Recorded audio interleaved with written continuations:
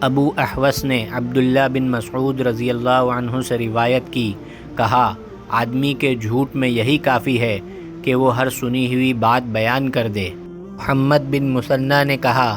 میں نے عبد الرحمن بن مہدی سے سنا، کہہ رہے تھے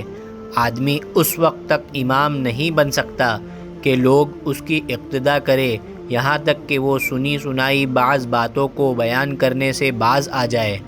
سفیان بن حسین سے روایت ہے، کہا ایاز بن معاویہ نے مجھ سے مطالبہ کیا اور کہا میں تمہیں دیکھتا ہوں کہ تم قرآن کے علم سے شدید رغبت رکھتے ہو، تم میرے سامنے ایک سورہ پڑھو اور اس کی تفسیر کرو تاکہ جو تمہیں علم ہے میں بھی اسے دیکھوں۔ کہا میں نے ایسا کیا تو انہوں نے مجھ سے فرمایا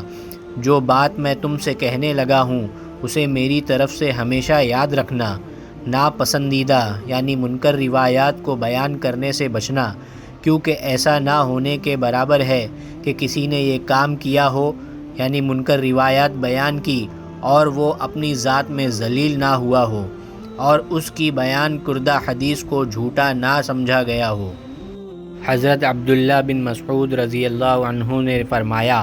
تم کسی قوم کے سامنے ایسی حدیث بیان نہیں کرتے جس کے صحیح مفہوم تک ان کی عقلیں نہیں پہنچ سکتی مگر وہ ان میں سے بعض کے لیے فتنے کا موجب بن جاتی ہے۔ ابو ہانی نے ابو عثمان مسلم بن یسار سے، انہوں نے ابو ہریرہ رضی اللہ عنہ سے، انہوں نے رسول اللہ صلی اللہ علیہ وسلم سے روایت کی کہ آپ نے فرمایا میری امت کے آخری زمانے میں ایسے لوگ ہوں گے جو تمہارے سامنے ایسی حدیثیں بیان کریں گے